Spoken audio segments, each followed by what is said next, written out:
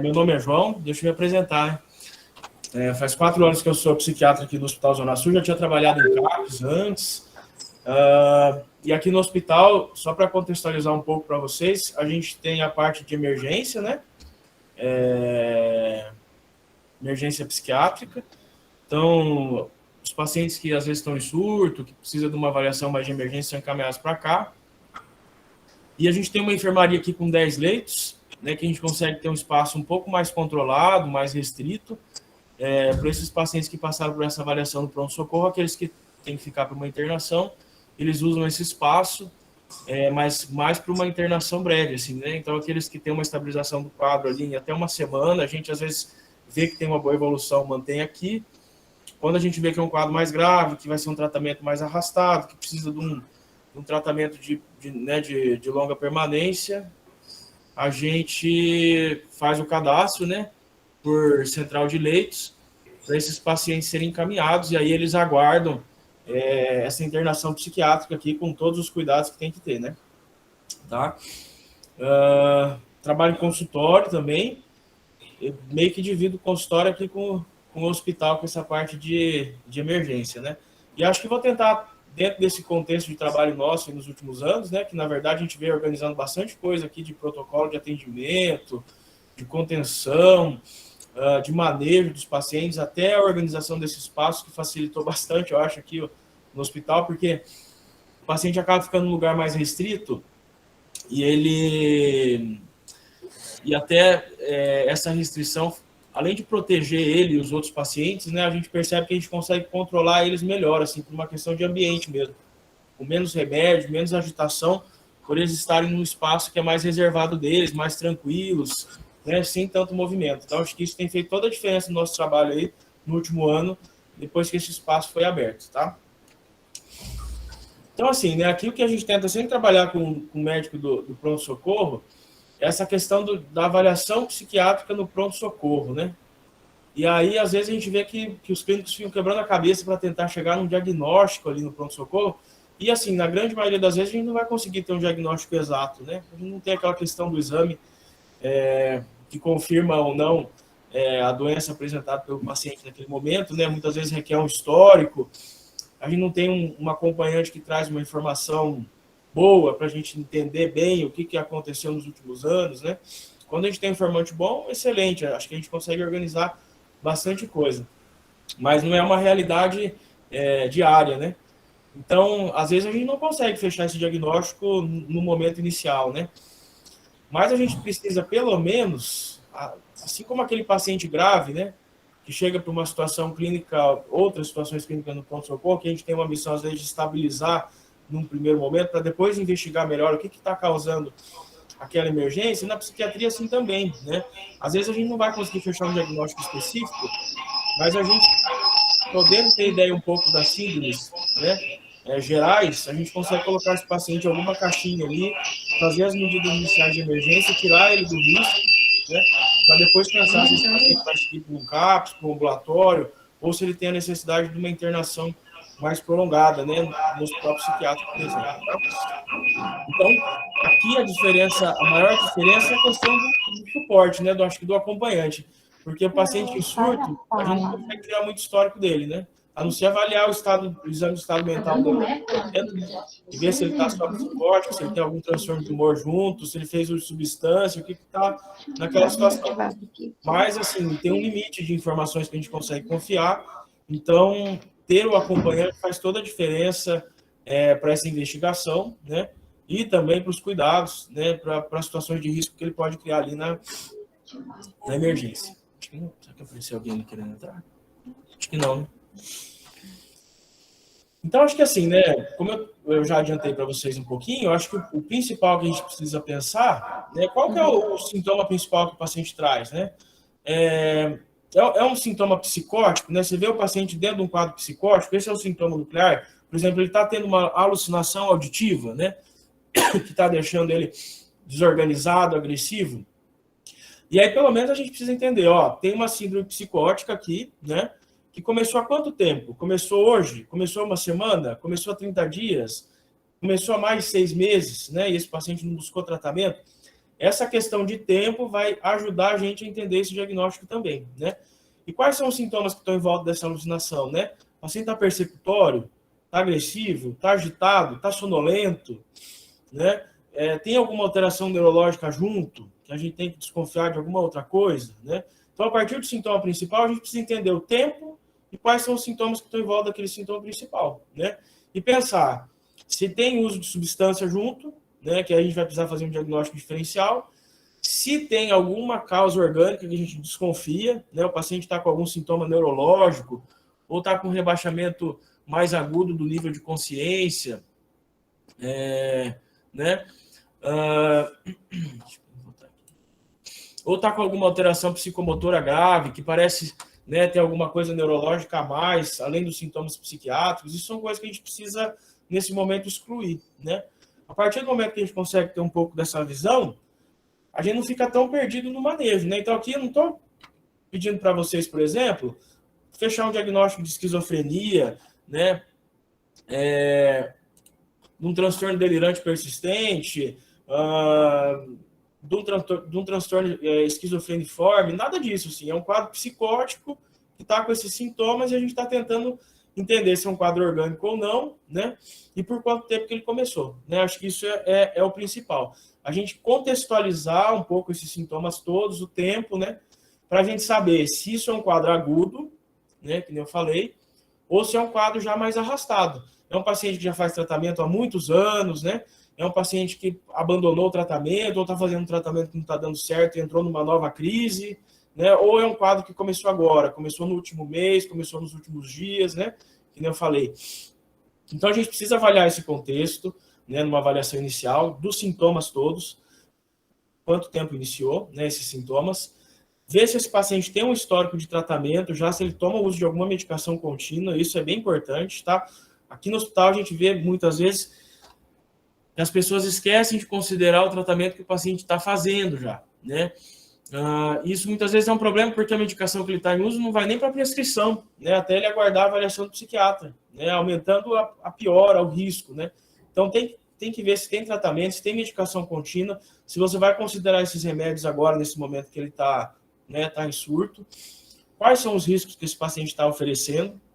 Ele tem um risco de suicídio, né? Um risco de se machucar, ele tem um risco de machucar outras pessoas, né? Ele tem um risco que precisa de um suporte, né? Isso a gente precisa entender também, né? Qual é a gravidade daquele quadro para a gente conseguir pensar na conduta depois, né? Então a gente excluiu que tem alguma condição clínica que está causando aquilo, é um paciente que é só psiquiátrico mesmo, que parece ter um quadro, que abriu um quadro psiquiátrico ou que apresentou um surto, né, do histórico de doença dele. O suporte vai ajudar a gente, né, e a melhora do quadro dele a definir conduta, né? E essa conduta, claro, vai envolver a rede de saúde mental que está disponível para vocês, né? Então, desde uma internação psiquiátrica, até um acompanhamento do CAPS, um ambulatório, né?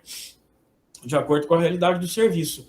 Mas mesmo que o paciente estabiliza e tenha condições de fazer esse tratamento pelo CAPS ou um tratamento ambulatorial, né? A gente precisa pensar no suporte, né? Se mesmo ele estando estável, ele tem um risco, não tem como liberar esse paciente sem um suporte para ele conseguir ter uma adesão melhor ao tratamento e evitar qualquer situação mais grave aí, né? Mesmo depois de sair do quadro de urgência e emergência ali, tá? Então, assim, ó, a gente tem que tomar bastante cuidado, porque às vezes o próprio o encaminhamento errado ele começa de casa já. A família faz um relato muito superficial do que aconteceu, né? O SAMU, naquele momento ali, não vai investigar muito, mas vai meio que seguir o script ali da história que a família contou, né? Essa história vai ser contada para o médico clínico que está lá no pronto-socorro e o médico clínico vai passar essa história para você. Só que, às vezes, essa história não bate, né? Se você não for lá e não conversar com o paciente, não examinar o paciente, não ver, que nem eu falei, se tem algum outro sintoma clínico junto, tem coisas que vão passar batido, né? Então, por exemplo, assim, a gente tem que cuidar, alterações metabólicas, né? Alterações neurológicas, intoxicação por uso de drogas, quadros infecciosos, tudo isso pode ser um diagnóstico diferencial na apresentação daquele quadro psicótico ou naquele quadro de desorganização do paciente, né? Então, por exemplo, assim, ó, você não vai, por exemplo, ter um idoso de 70 anos que abriu um quadro de esquizofrenia com 70 anos, né? Às vezes, eu vejo solicitação de avaliação aqui no hospital, que o paciente está psicótico há 10 dias, desorganizado, e com uma interrogação de esquizofrenia. A gente sabe que isso não faz parte do curso da doença, né? Se você pegar a epidemiologia ali dos transtornos mais graves, né, você vai ver que elas vão abrir ali entre os 18, 30 anos, né? Algumas apresentações mais tardias ali entre 30 e 40 anos. Claro que a gente pode ter situações mais para frente, né? Isso não é uma coisa exata. Mas sempre que esse quadro psicótico aparece num período epidemiológico diferente do que é o normal, né? E numa idade muito avançada, a gente tem que pensar que esse paciente, por exemplo, está com um quadro infeccioso, está fazendo um delírio, né? Aquele quadro que tem alteração do nível de consciência, que o paciente fica mais hipoativo, letárgico, ou numa hiperatividade muito grande, que se você não trata o quadro infeccioso, esse paciente não vai melhorar, né? Às vezes o paciente chega muito agitado e às vezes ele chega catatônico. Já teve paciente que chegou aqui no hospital, por exemplo, com histórico de esquizofrenia, paciente catatônico, que naquele momento, na verdade, não estava na catatonia por conta do quadro psicótico, mas estava com uma encefalopatia, né? Uma encefalite, na verdade, né? Uma encefalite herpética que estava causando aquilo ali. Então, se a gente desconsidera essas avaliações, a gente encaminha esse paciente para fazer só um transtorno psiquiátrico, a gente vai colocar a vida dele em risco, né? Tá? Às vezes acontece também, paciente que tem comportamento suicida muito de repetição, das pessoas sempre que acontecerem alguma coisa, né, dizendo que a pessoa, essa faz tratamento psiquiátrico, se intoxicou, né, tentou suicídio, e às vezes não é isso. A gente precisa investigar bem, né, e ficar sempre atento, porque já teve casos aqui também de paciente ter um histórico de comportamento suicida, fazer um tratamento crônico para transtorno bipolar, por exemplo, o marido chegar em casa, achar a pessoa desacordada, com os remédios do lado da cama, achar que foi uma tentativa de suicídio, e a paciente, na verdade, teve um AVC. Ela estava caída por conta do AVC. Ela não tinha tomado medicação nenhuma, né? E ela tinha tido um AVC e ela estava naquela situação por conta do AVC, não por conta de uma intoxicação medicamentosa ou por alguma tentativa de suicídio nova, né? Então, assim, acho que a avaliação neurológica faz toda a diferença, né? O tempo de recuperação do paciente, né? Ver se a informação da família dá para confiar mesmo, ou se você precisa de fazer algum outro exame, seja de imagem, né, seja uma coleta de líquido, qualquer coisa que vai ajudar você a fazer um diagnóstico diferencial, se a clínica ou a história não está batendo muito ali. Então, isso eu acho que é o que mais faz a diferença, assim. A gente já teve paciente aqui com 18 anos, dentro do período epidemiológico aí, de abrir um quadro esquizofrênico, por exemplo, que tinha tudo para ser uma esquizofrenia, né? Idade, usuário de maconha abusivo, que começou com sintoma psicótico, não parava o uso da maconha, desorganizado, mais uma desorganização que a família achou estranho, assim, porque tinha alguns comportamentos que parecia ser além do quadro psicótico dele, assim, de funcionamento mesmo, de prejuízo, né? E aí a gente acabou, numa assistência, fazendo a ressonância, fazendo uma investigação, e o paciente estava com uma encefalite autoimune, né? Então, assim, o paciente tinha tudo para ir para uma internação psiquiátrica após um primeiro episódio psicótico, né? Dentro da idade dele, e com uso de substância, um gatilho ali para início desses sintomas, se eu não me engano, até com histórico familiar, né? E que a gente fazendo o diagnóstico diferencial, a gente conseguiu mudar o curso desse paciente, assim, né? Que talvez poderia ficar com outras sequelas depois, né? Ou virar óbito até, né? Por um tratamento inadequado. Então, são coisas que a gente sempre tem que interrogar, tá? Então, a gente tem que prestar muita atenção no início dos sintomas, quando eu falei, né? Os quadros, geralmente, que são mais orgânicos, geralmente eles têm um início agudo, né? Eles não são aqueles quadros arrastados, eles começaram muito recente, né? Uma coisa nova, que pode ser até de horas, né? No paciente muito idoso, às vezes ele faz uma infecção respiratória ou urinária e em poucas horas ele começa a ficar letárgico, rebaixar nível de consciência, ter uma desorganização tempo-espacial, né? E ele vai ficando todo desorganizado por conta daquela infecção, né? São sintomas que flutuam muito, né? Então, alguns períodos do dia o paciente está melhor, outros está pior, hora está mais hipoativo, hora mais agitado, hiperativo, tá? O primeiro episódio, né? Se essa desorganização é um primeiro episódio, a gente tem que investigar mais ainda, né? Então, a gente sempre fala que primeiro episódio psicótico, né? Você precisa entender um pouco a história daquele paciente, os fatores de risco que ele tem, né? Mas tem que fazer uma investigação, né? Um rastreio infeccioso, sorologia, função tireoidiana é importante pedir, e no mínimo ele vai merecer uma tomografia de crânio, né? Pelo menos, se é um primeiro surto, independente da idade, a gente precisa fazer essa tomografia, né? Claro que a ressonância sempre vai trazer uma informação melhor para a gente, mas pelo menos a tomografia no primeiro momento a gente precisa fazer, né? Para ajudar a gente aí nesse rastreio, tá? Então, no primeiro episódio psicótico, sempre tem que ter esse rastreio de imagem, de sorologia, né, dos laboratórios gerais, para a gente fazer esse rastreio, tá? A gente precisa sempre pensar que o paciente pode já ter uma doença neurológica ou uma doença reumatológica, por exemplo, que na evolução dela, né, está criando um quadro psiquiátrico, né, afetando as alterações psíquicas aí do paciente. Então, tudo isso a gente tem que considerar nesse primeiro episódio, né, nessa abertura aguda do quadro, para a gente excluir essas causas orgânicas, né, que aparecem de uma forma mais rápida, assim, né? É uma coisa nova, é uma coisa que o paciente nunca teve e, de repente, começou, tá? E aí, ó, de novo, o diagnóstico diferencial na questão do uso de substância, né? Porque o uso de substância pode mimetizar vários quadros aí.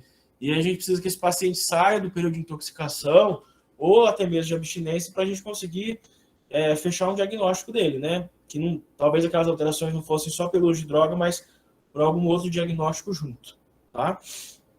Então, são coisas que a gente tem que cuidar, tá? E aí, assim, né, aqui é uma pergunta que a gente faz sempre aqui no serviço, porque aqui a gente tem psicologia e psiquiatria, né? Então, é claro que não é a realidade de todos os serviços, você tem um especialista 24 horas ou algum período do dia ali com você, né? Mas a pergunta que a gente sempre tem que fazer é assim, bom, esse paciente precisa de uma avaliação psicológica? Precisa de uma avaliação psiquiátrica, né? Eu vou fazer essa solicitação de avaliação na hora que o paciente chega e vou deixar ele esperando, né?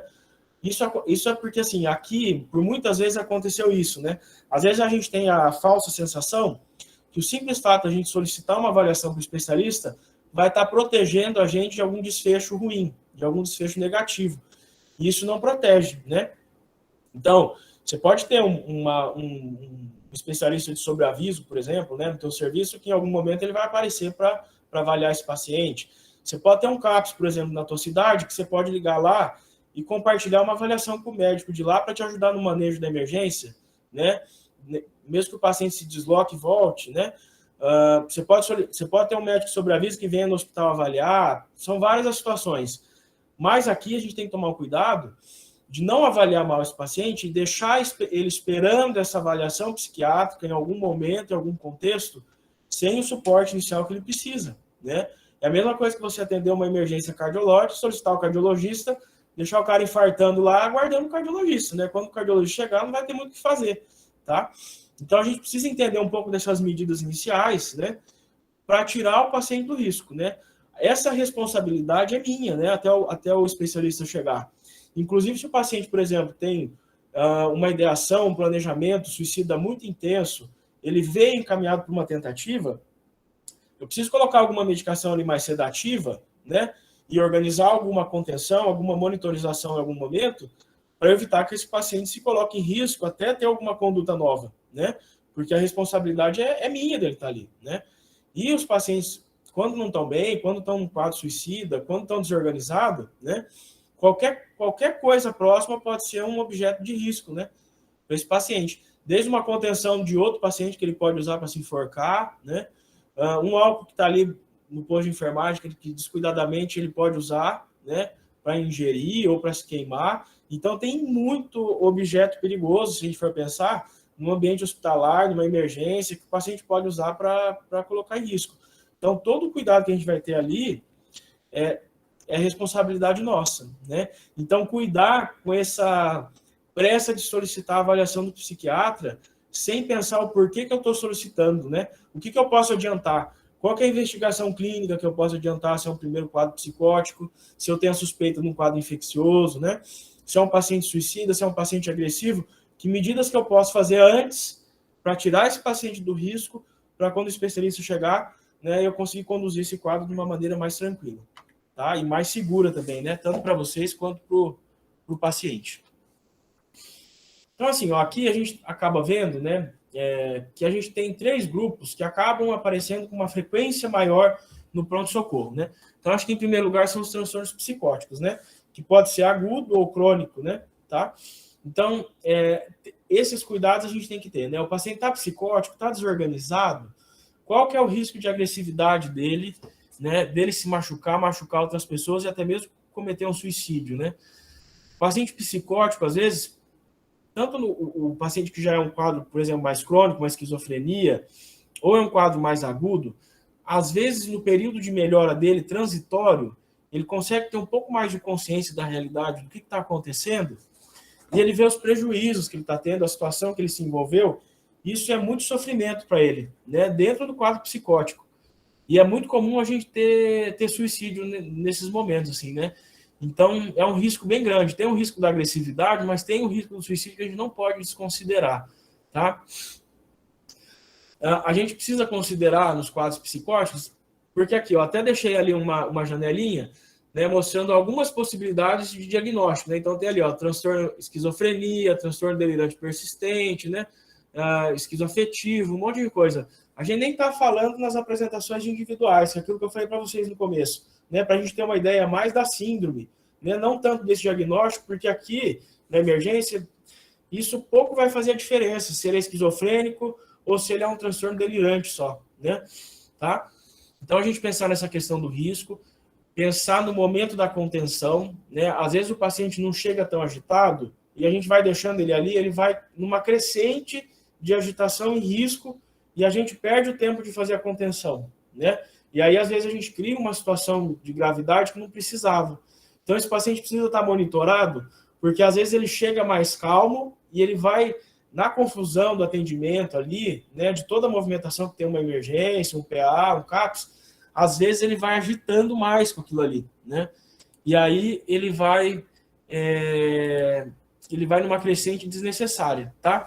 E uma coisa que é importante, sempre explicar para a família a contenção, tá? Se for medicação, se for contenção física, tá?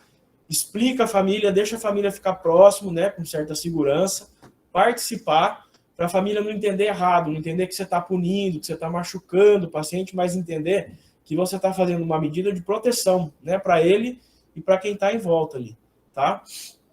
Então, isso é muito importante. E os exames que eu comentei já, né, principalmente no primeiro quadro, que a gente precisa investigar aí da tomografia, dos exames, para fazer um diagnóstico diferencial aí no primeiro surto, principalmente, ou naqueles que a gente vê, né, nos idosos, ou em outras situações que a gente vê que tem alguma alteração neurológica, alguma comorbidade junto que pode incomodar, tá? Então, de uma maneira geral, a gente tem os quadros psicóticos, que a gente tem que ter esses cuidados. A gente tem os pacientes que chegam intoxicados, né, com drogas diversas e também com álcool. Então, aqui a gente precisa entender 3 situações, né, que depois vai influenciar lá na frente na conduta, que a gente vai falar, né. Então, a gente precisa entender assim, ó, o paciente usou álcool, usou droga, ele está agitado, ele está psicótico, ele está desorganizado, é só por conta do efeito da droga, né? Se for só por conta do efeito da droga ou do álcool, que ele fez uma quantidade grande, né? Ou que ele já tinha uma predisposição de ficar psicótico com o uso, a tendência é disso melhorar dentro das próximas 6, 8 horas, e ele melhorar do quadro, né? Depois que você fez alguma medicação, alguma medida ali para ele, para conter esses sintomas, tá? Porque foi só o período de intoxicação mesmo. Tem os pacientes que também fazem alteração por abstinência, tá? Então, às vezes, você pode pegar um paciente taquicárdico, sudoreico, né? Que fez um uso grande de cocaína, por exemplo, nas últimas 24 horas. Você pode pegar um paciente etilista que está psicótico, com alucinação visual, né? Que está tremendo, que está muito agitado, que está num período de abstinência alcoólica grave, tá? Então, você tem sintomas que pode... E que depois que você fazer o manejo também, ele vai sair da abstinência e vai melhorar, tá? E você tem aquele problema, né, dos pacientes que já são psiquiátricos, né, e que fizeram uso de alguma substância e que a substância foi o gatilho para desorganizar todo o tratamento. E aí você vai ver que ele não vai evoluir com melhora nas próximas 6, 12 horas. Essa psicose vai persistir, né, vai desorganizar, vai tirar ele da estabilização de tratamento que ele estava. Ou também, né, se ele tiver uma predisposição para um quadro psicótico ou um transtorno de humor, alguma coisa que a droga seja um gatilho para abrir esse quadro vai se arrastar mais, né? E aí a gente vai ver que aqueles sintomas não foi só da intoxicação, mas também pode ter sido um gatilho para abrir uma esquizofrenia, por exemplo, né? Que aí vai ter um quadro mais persistente, que você vai observar ali, que vai durar por mais por mais tempo, que vai precisar de um manejo, né, e vai ser uma evolução mais difícil do paciente, tá? Então, isso é importante no dependente químico, a gente entender, porque a gente vai entender se a gente vai fazer uma conduta para ele só naquela hora ali da intoxicação e da abstinência e vai mandar ele para casa, ou se aquele uso desestabilizou ou criou um diagnóstico novo, que a gente vai precisar de um tratamento mais prolongado, né? E às vezes, inclusive, de uma internação, dependendo do quadro desse paciente, tá? E também, por último, aí, além dos psicóticos, né, das intoxicações, os pacientes que vêm com algum comportamento mais impulsivo, mais suicida, né, tá? Que geralmente pode estar, hoje em dia, em todas as faixas etárias, né? Então, a gente tem adolescente, que às vezes aparece também com automutilação, com uma história de um comportamento impulsivo maior, abuso de droga associado, né? Em comportamentos suicidas de repetição, tá?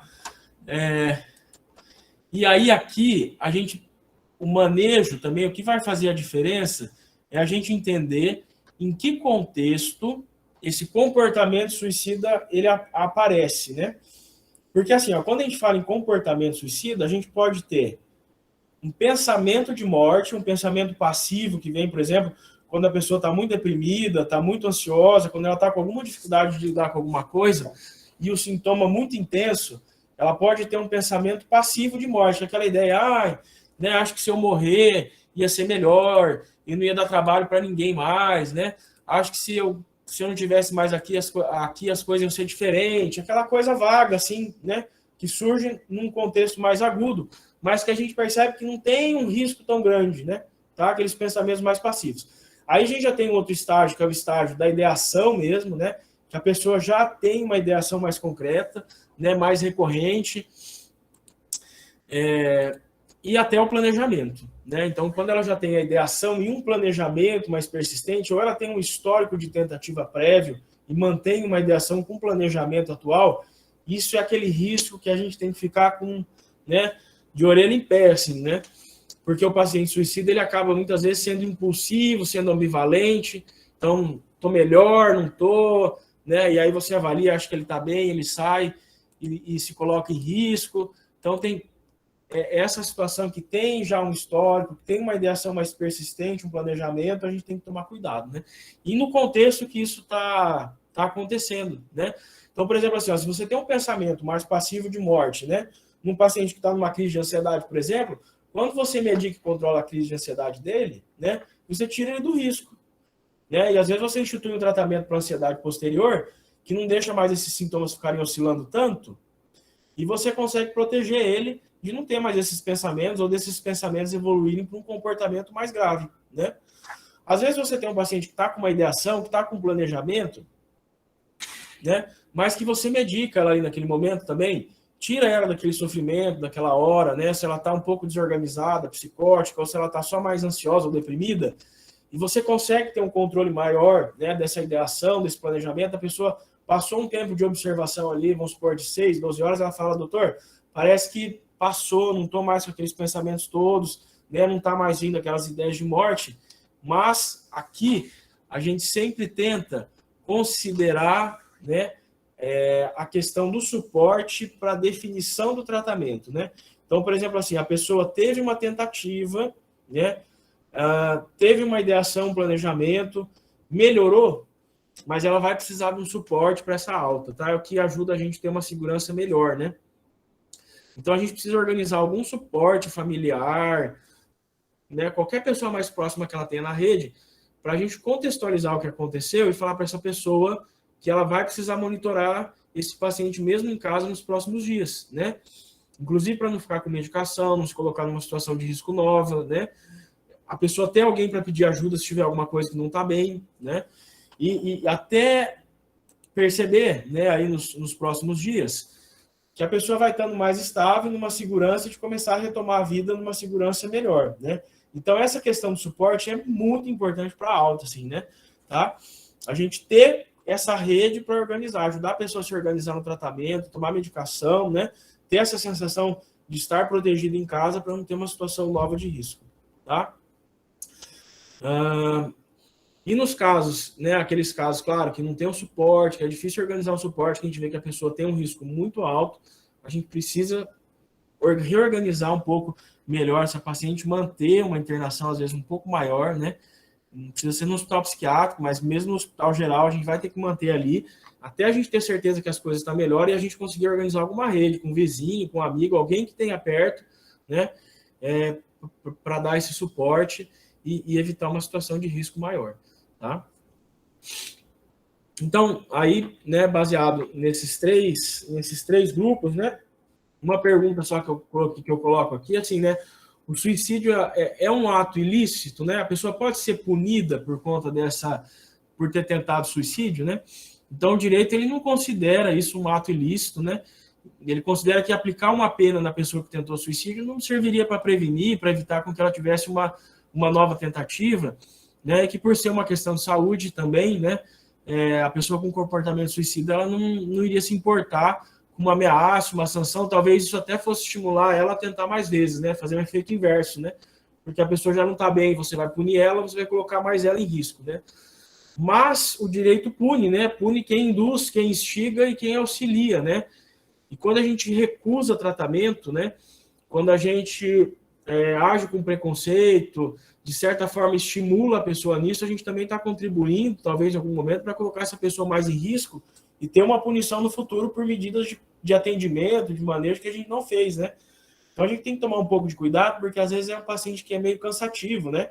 Dependendo da repetição, das condições que a gente atende ele, às vezes vem uma sensação de raiva no primeiro momento de atender aquele paciente, né? Mas a gente precisa entender que aquela pessoa está em sofrimento e que de alguma maneira ela está pedindo ajuda, né?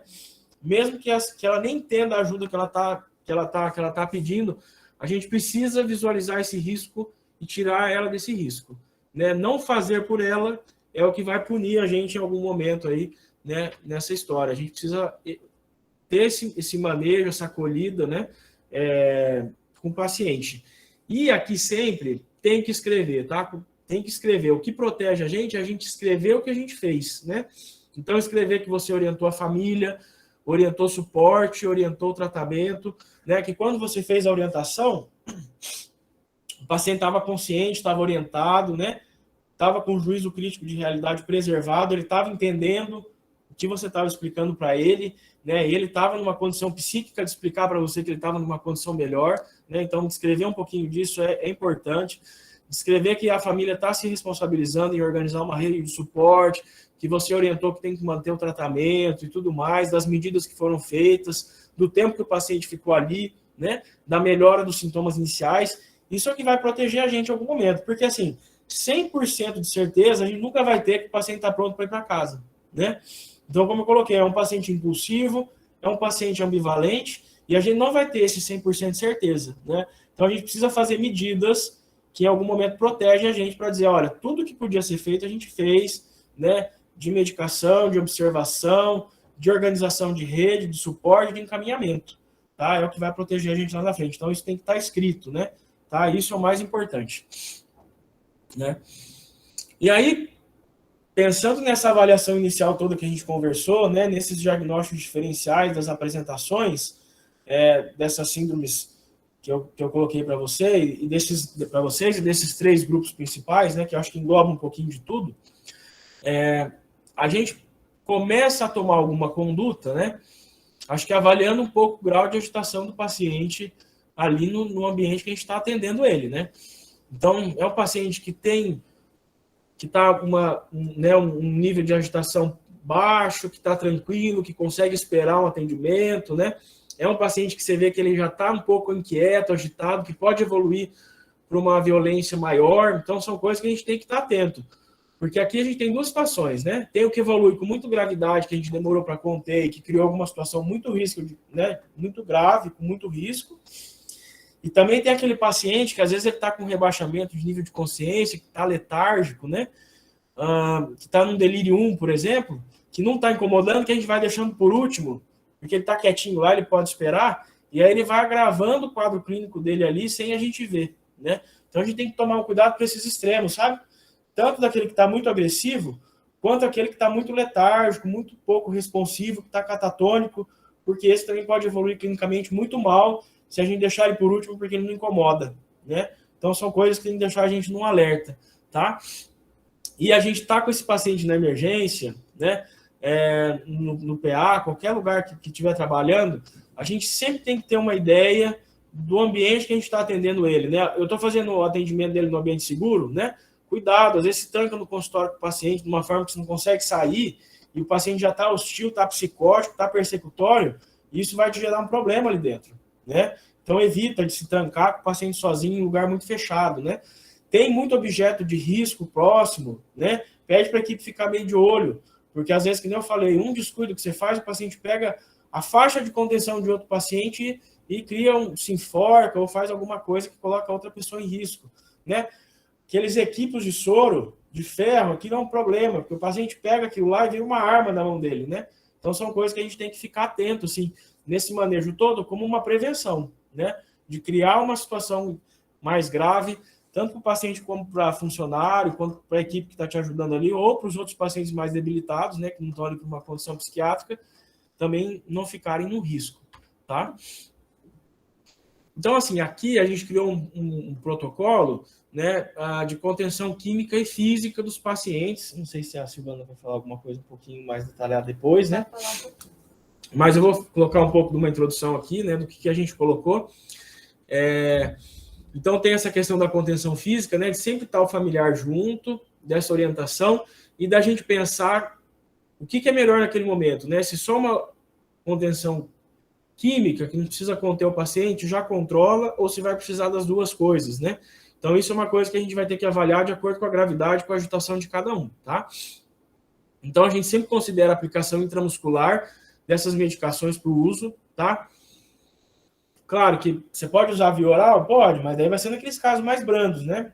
Porque, geralmente, no psicótico muito agitado, ele não vai aceitar tomar medicação, ou você vai fazer via oral e ele não vai responder, né? Mas a gente evita, por exemplo, aqui, né, para os plantonistas, evitar, por exemplo, diazepam EV, né? Ou Aldol EV. Essas apresentações, às vezes, elas criam uma série de efeitos colaterais que a gente não consegue controlar, né? Então, as apresentações intramusculares, elas acabam sendo mais seguras, né? A gente não tem tanto aquela absorção errática dos remédios que causam efeitos colaterais, que ceda muito, que a gente perde o controle depois, tá? Então, a gente sempre usa a via intramuscular. Outra coisa que a gente pede sempre é para manter o paciente no lugar que você tem boa visibilidade, né? Que você consegue monitorar, né? Porque se esse paciente rebaixar, se esse paciente tiver alguma complicação, você está vendo, né? Não adianta o paciente rebaixar, broncoaspirar, num lugar lá escondido, ninguém vê, porque ele vai te gerar um monte de outros problemas, né? Então, isso é uma coisa que tem que cuidar. A segurança de fazer a medicação injetável para controlar a crise também está nessa monitorização, né? Tá? Além da avaliação clínica prévia que você fez, tá? Considerando aí os riscos, então, que você pode ter de depressão respiratória, de hipotensão, de sedação, que pode acontecer, tá? Então, é aquela situação assim, que você não pode, você sabe que pode ter, né, uma depressão respiratória, que pode ter uma sedação excessiva, né? Então, você vai ter que ter alguns cuidados. Mas você também não pode deixar de fazer, porque você também vai estar deixando o paciente num risco grande, né? Então, essa avaliação clínica prévia e a monitorização que vai fazer que você tenha segurança, né, de fazer essa medicação, de avaliar o paciente e conseguir ter ali uma segurança, uma visibilidade do que você está propondo de tratamento, tá? Então, considerar a idade do paciente, né? Considerar se esse paciente tem outras comorbidades para te ajudar ali, né, na dose das medicações. Então, o que a gente tem aqui que a gente usa geralmente de emergência, que a gente prioriza, né? O midazolam, né, IM, o Aldol IM e a prometazina IM, tá? Pode ser usado em associação, pode ser usado, né, a dose toda, por exemplo, assim, se o clínico acha que aquele paciente tem condições de receber os 15 ml, né, ali as 3 miligramas do midazolam, os 3 miligramas do midazolam ele pode fazer, né? Se ele acha que é melhor fazer fracionado, porque ele acha que o paciente é muito pequenininho, magro, ou tem alguma comorbidade que fica em risco, ele avalia, faz e repete em 20, 30 minutos a outra dose, se o paciente ainda fica agitado, tá? Mas a gente tem aqui também clorpromazina, IM, mas as principais que a gente usa são essas três, assim, e posso dizer para vocês com bastante segurança, assim, né? Quando a gente tem esses cuidados da apresentação intramuscular, de monitorar, de estar com o paciente ali próximo, dificilmente a gente tem alguma complicação, tá? E a gente tem um padrão aqui também dessa reavaliação a cada 30 minutos desse paciente que foi medicado ou está numa contenção, né? Então, o pessoal da enfermagem tem um desenho, né, que aparece aonde que o paciente foi contido, ele desenha ali onde que o paciente está contido, né, o que foi dado de medicação, e ele vai colocando os sinais, que ele avalia os sinais vitais desse paciente a cada 20, 30 minutos, né, para ir vendo se esse paciente está ficando hipotenso, se ele está rebaixando, se ele está tendo alguma complicação da sedação, né, essa monitorização é feita, né. Muitas vezes a gente evita, né, de deixar o paciente sedado por muitas horas, né? Quanto menos tempo você deixar ele sedado, menos complicações, né? Se você consegue deixar o paciente por menos de 2, 3 horas de sedação, você tem risco menor de complicar. Mas a gente sabe que às vezes o paciente está muito agitado, né? Não tem como, e você precisa manter uma sedação maior, né? E aí já associar algum anticoagulante para deixar esse paciente mais restrito por muito tempo, né? Com tudo isso. Mas a gente tem que ter esse controle de sinais, essa monitorização para ver como o paciente está evoluindo, se ele está voltando a agitar, se ele vai precisar de mais remédio, se eu posso fazer sem colocar ele em risco, né? Essa monitorização é bem importante aí, tá? E aí, geralmente, a gente tenta o quê? Assim, né? Então, por exemplo, o paciente chegou muito agitado, né? Você fez ali um aldol e uma prometazina para o paciente. E o paciente continua em algum grau de agitação, tá? Num primeiro momento, o ideal é sempre você repetir uma que é menos sedativa, né? Você vai colocar menos em risco.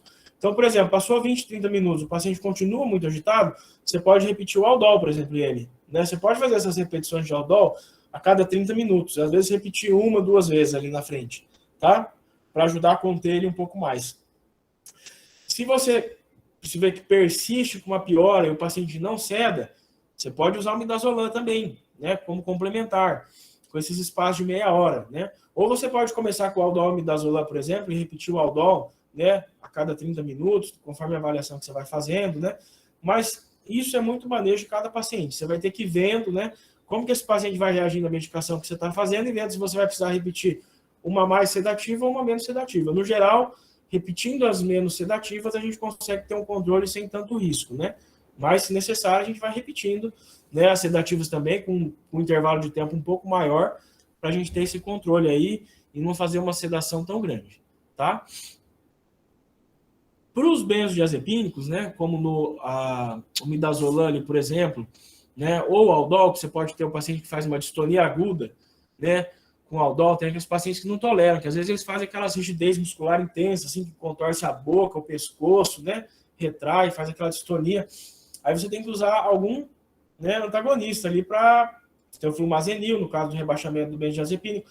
A gente sabe que isso não está disponível em todo lugar, então a gente tem que fazer a medicação pensando, né, o que a gente tem depois se precisar usar também, né, e o biperideno também é legal ter para ajudar nessas distonias, porque são horríveis, né, o paciente tem uma dor intensa e você vai precisar do biperideno ali para ajudar a converter essa distonia, né.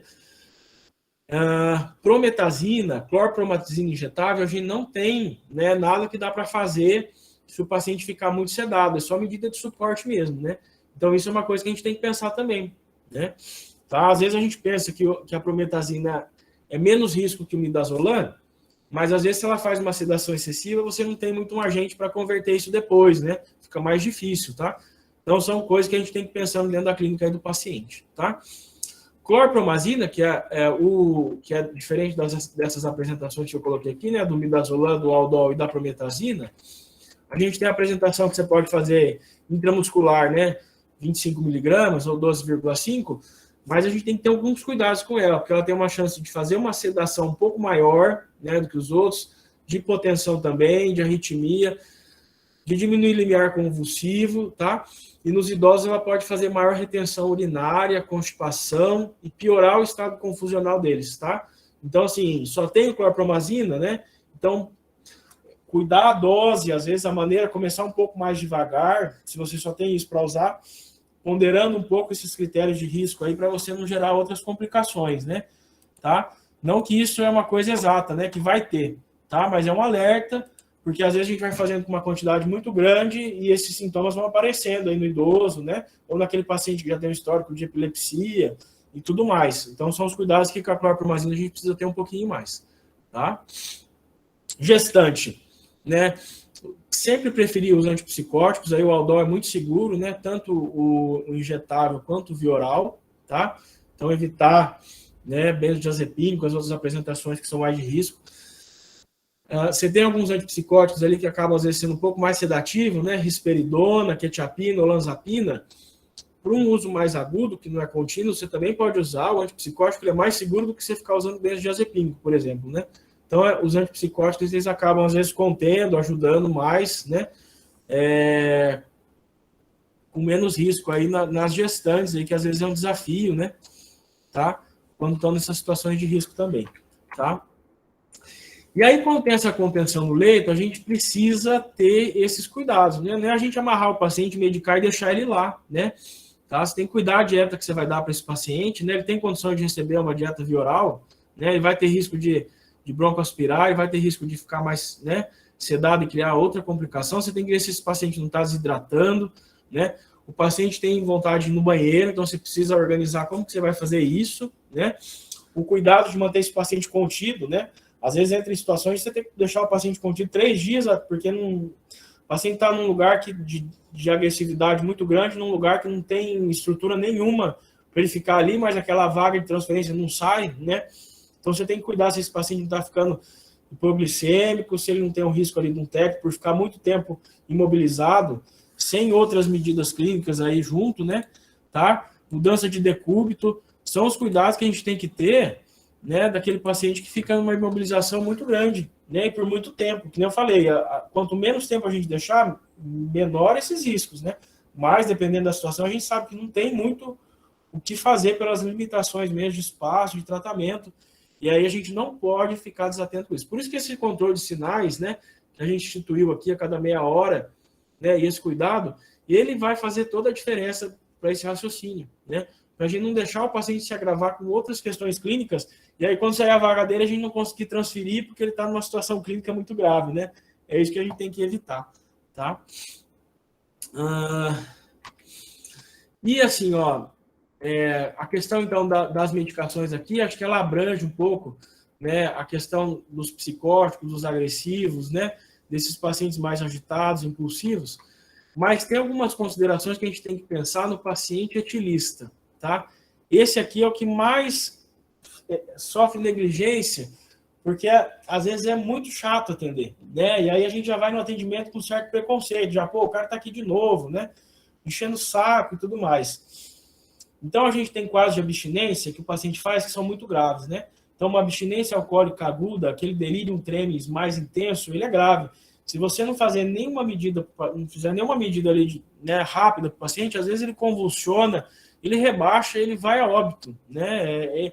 Às vezes numa rapidez enorme, assim, de uma abstinência muito grave, aquele que é etilista pesado, né, que bebe há muito tempo, uma quantidade muito alta, a chance dele parar, às vezes, um dia que ele fica sem a bebida, ele começa uma abstinência que evolui rápido e severa, né? Então é um paciente que a gente tem que cuidar, tá?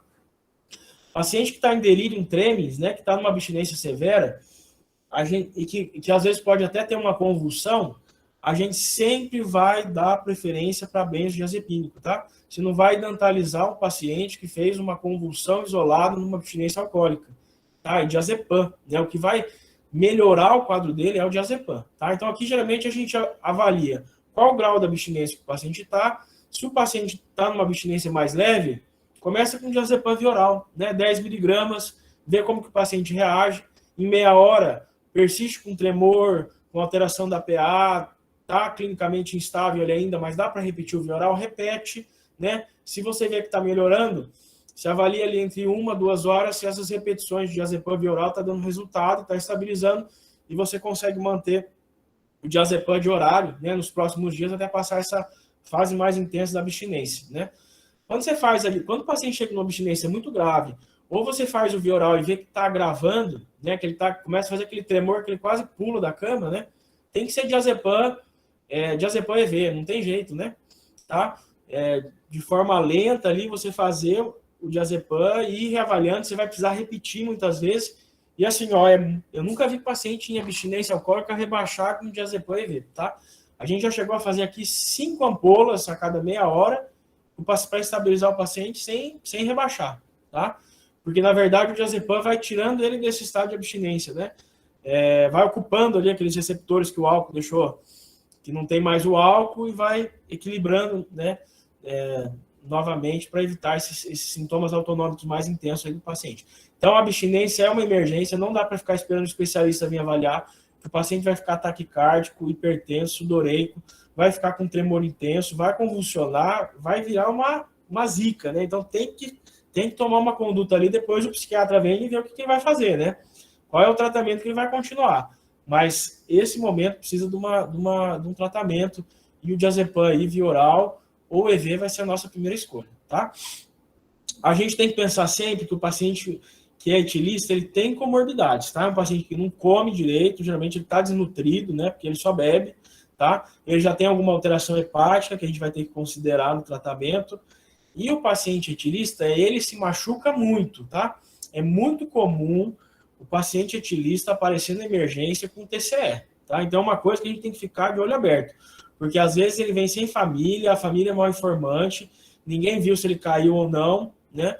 E aí o paciente, no primeiro momento, parece que está intoxicado com álcool, ele só meio rebaixadão, começa a passar o tempo, né? E esse paciente não melhora, né? Vai rebaixando, tem alguma coisa errada, você vai ver o paciente está com sangramento, está com TCE grave lá, então são coisas que a gente tem que considerar. Tá? Às vezes o paciente cai da escada, cai na rua, bate cabeça, ninguém viu ou não tem alguém para contar essa história para a gente, e a evolução neurológica dele mesmo que vai guiar a gente se foi só intoxicação ou se tem alguma outra coisa junto que a gente tem que cuidar, tá? A gente já teve várias situações de paciente aqui agravar o quadro clínico por TCE não investigado, né? Tá? Então, se não tem histórico, é a monitorização e a evolução. Se ele bebeu, se ele saiu do quadro de intoxicação, da abstinência, a tendência nas próximas horas é ele ir melhorando aos poucos. Se ele persiste numa sedação, né, num rebaixamento, num déficit neurológico geral importante, você tem que pensar nesses diagnósticos diferenciais aí, tá? Para não colocar esse paciente em risco.